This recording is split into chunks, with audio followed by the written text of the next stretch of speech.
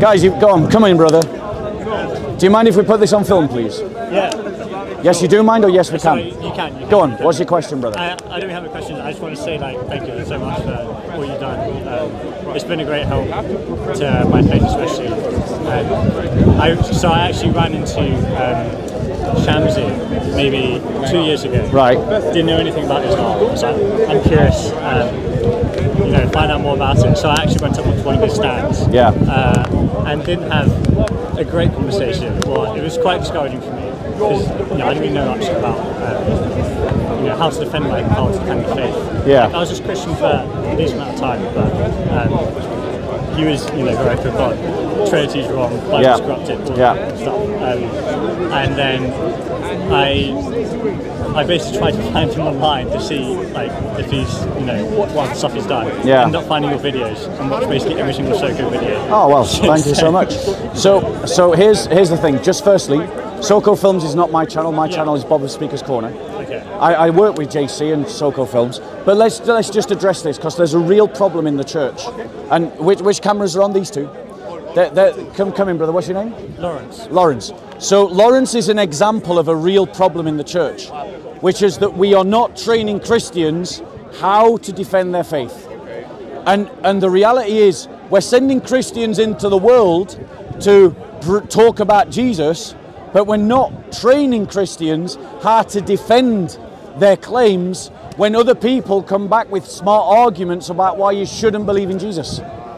And the fact of the matter is, if your fellowship is not teaching apologetics, your fellowship is part of the problem that the church is suffering. And I want you to challenge your fellowships about the importance of apologetics and demand from your pastors that they do train in apologetics. You can always reach out to me if you want to, and I'll come and teach your church how to do apologetics. Same with you, and you guys who are Christians. Go to your churches and say, I know a guy who can teach us apologetics, and I'll come and do so. Yeah. Any other questions or comments, bro? There's a couple questions. Are you wanting to ask a question, sister? Come in. Okay, they're filming me, so you could ask a question from there. Go on. I was going to say, I used Don't lean in, because we're keeping you off camera. I was going to say, I used to be a Christian, but part of what you said is part of why I left, because I felt like the church didn't care about me.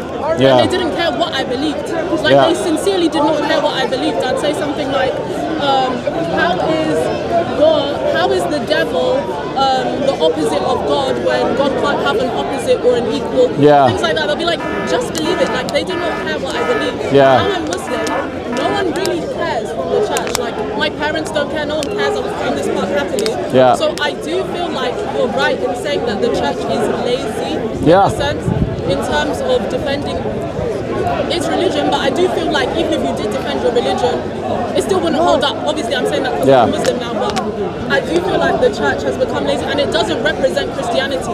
Like, when I look at the Bible and I look at church, I'm not seeing the correlation sometimes. Yeah, so let me reply to that, sister, because it's a fair comment, and me and you are in total agreement. Like, we've lost a sister here, precisely because the church isn't teaching apologetics.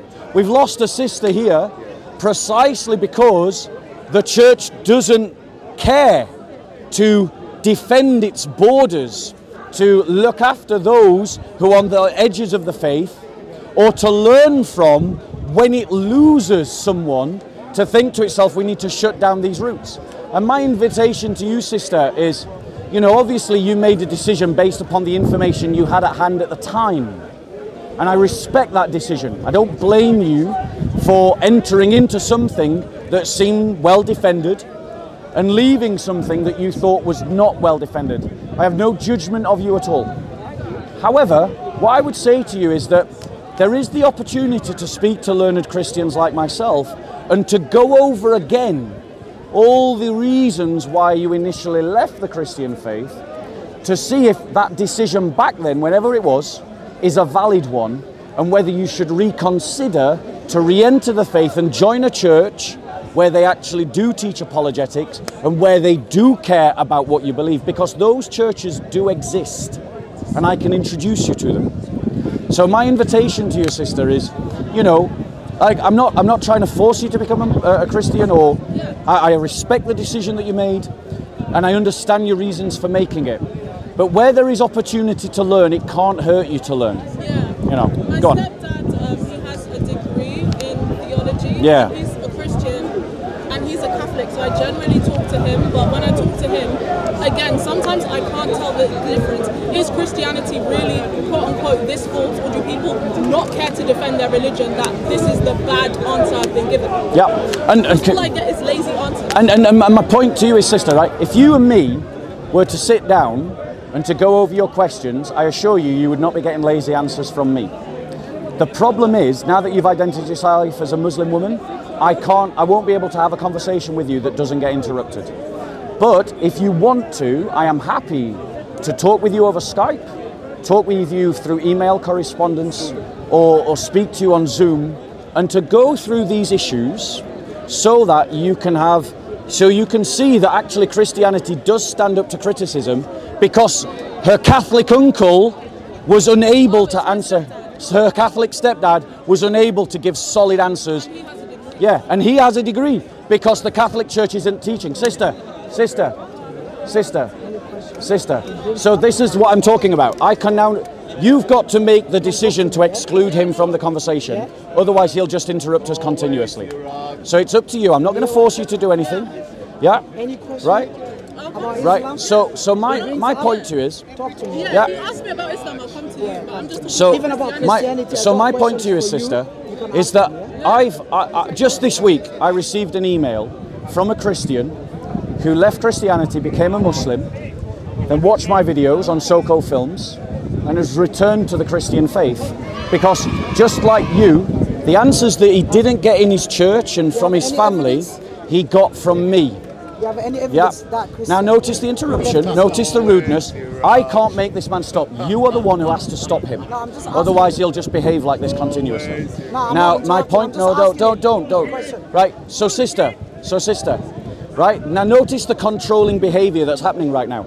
You've approached me for a conversation, and people are now trying to interrupt that conversation because they know that I'm a danger to Islam. Because they know that I have made criticisms of Islam that they cannot answer, ladies and gentlemen. Yeah?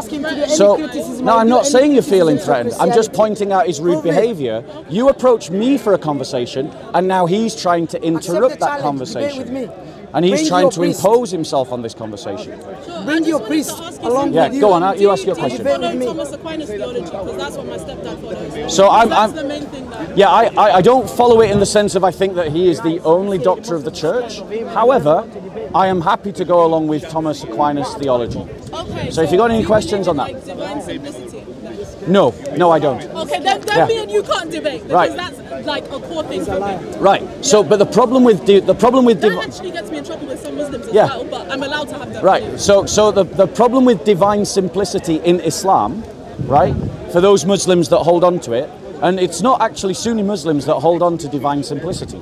It's Ismailis that hold on to divine simplicity. Ash'ari and Maturidi Muslims also follow it. No, I don't believe that they do. But maybe you can. They don't believe in divine simplicity. The groups of Muslims that believe in divine simplicity are Ismailis and other minor sects of Shiism. So you're a Shia?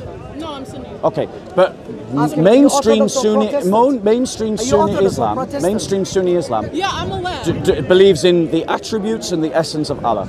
Right? Orthodox. The problem, I'm aware, but that's mostly Afghani. So as Christians, we believe now notice the interruption and notice the rudeness. Remember, sister, you approach me for the conversation. You have to ask him to stop being rude and stop imposing himself.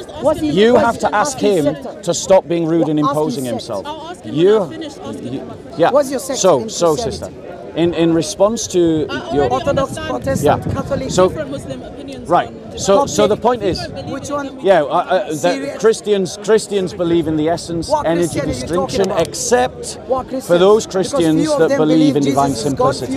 However, the Christianity that I follow accepts that both of these descriptions of God are valid descriptions of God. But one is correct, another is incorrect. Yeah, one of them. Well, Which one is I correct? mean, I would even go as far as to say that maybe someone in the future comes up with a third description that is even more accurate. Yeah, because all of these theologies are just people trying to explain what they think the truth is. Which is why I don't care if a good idea comes from an Ismaili or a Sunni or a Shia, because at the end of the day, everyone's working their hardest to... The good thing, sister... No, don't let him interrupt, sister. Don't let him interrupt. Don't let him interrupt. You were making a point and I was trying to listen to your point. So what was the point that you were trying to make? Disagree about the root of Christianity. They can, so will you stop interrupting her? I don't see anywhere saying be an Ismaili, be a Sunni, be an Ash'ari, be a Mutazilite, be a this, be a that. So if an Ismaili makes a point about the God essence distinction that I agree with, I don't feel afraid to take it. Exactly. So one of the things that we have to understand. Now notice his rudeness now. I'm talking to you in a conversation that you asked for, and now he's interrupting me. You don't believe it. So, but my point to you, sister, is firstly, you have to ask him to behave with manners. Like, he's being rude. Right. So now, because the thing is, can you hear what I'm actually saying? Can you hear what I'm actually saying? Can you hear what? Can you hear what I'm actually saying? So the point is, there's a relationship between the philosophy of language and our descriptions of God. Christians have an understanding about the way we define doctrines, like in Thomas Aquinas' Summa Theologia, in which it is like a map to a landscape. The landscape is the reality. The landscape is the reality of God's existence. The statements like the Summa Theologia are a map describing that landscape. Now, in that context, some maps are going to be more accurate than others. I've just got to move forward because you allowed him to interrupt. No, I'm saying the camera. He doesn't want to be in the camera. Yeah, well, but he's interrupting, so I've got to move forward so you can hear me. And because you won't ask him to stop interrupting, that's why I've got to come forward so you can hear me. Now, if you stop him from interrupting, I don't have to be as close. Well, in that case, I have to move forward. So the point is, the descriptions of doctrine that we find in the Christian faith are descriptions of the landscape like a map. And just as I'm sure you know, you can have multiple maps, and some maps are going to be more accurate than others, and some maps are just going to be completely wrong. The completely wrong ones we call heresy, and we chuck them away. Like Gnosticism. Like Gnosticism, like Arianism and so on. Yeah. Like, for instance, how the Muslims persecuted the Mutasilites, for instance. What about Rastafarianism? Well, they did Christians as a into Christian, Arab countries. I don't believe that Rastafarianism is a part of the Christian faith. Well, they did to So, for instance, Haile Selassie, who is the focal point of Islamic doctrine. Okay, so I'm just going to talk to all you guys because she stopped listening. So Haile Selassie is the focal point of Rastafarian religion, and Haile Selassie was an Orthodox Christian who would have rejected Rastafarianism. Rastafarianism emerges out of the pain of the black community in the Caribbean, because due to slavery they were stripped of their identity and they were creating an identity through things like Rastafarianism. Okay, fair enough. So the fact that you don't believe in divine simplicity, is it because you see an issue with Christianity and divine simplicity?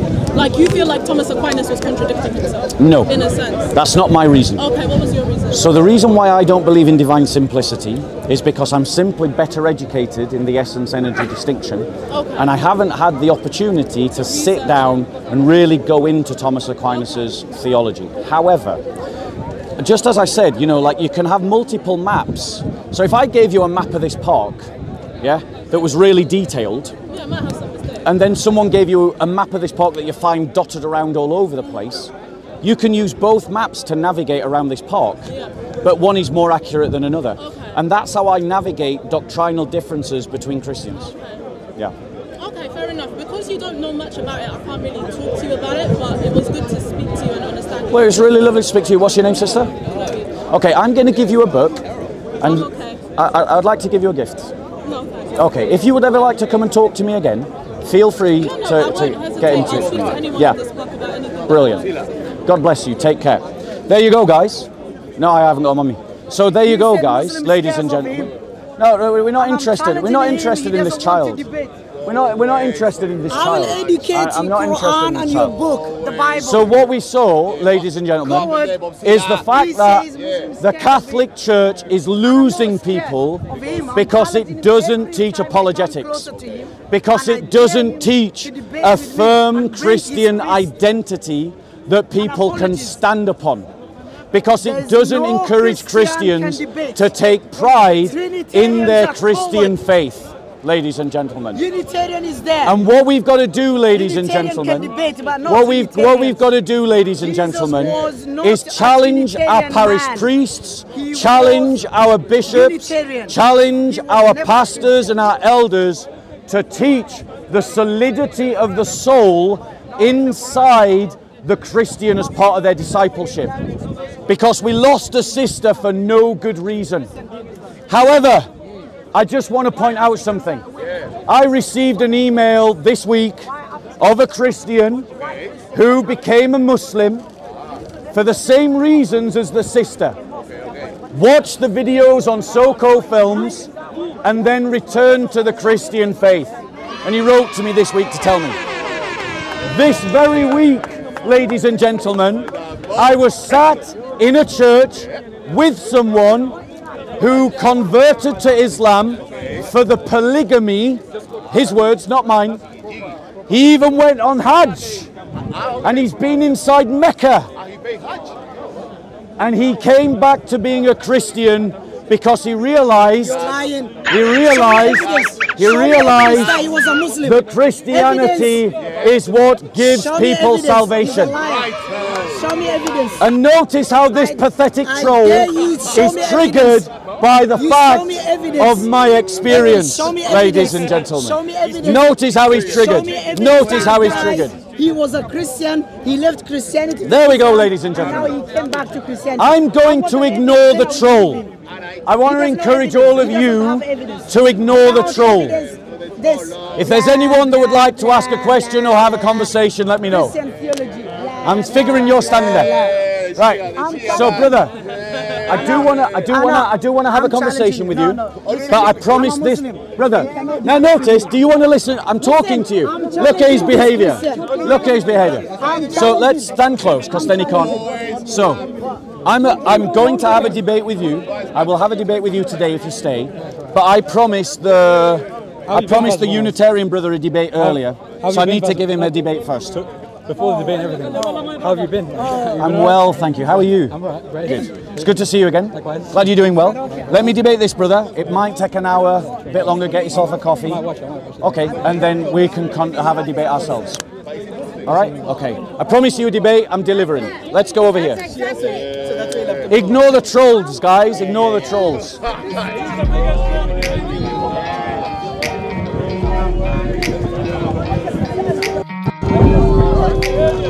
We'll try to keep it civil, right? Let's not really into the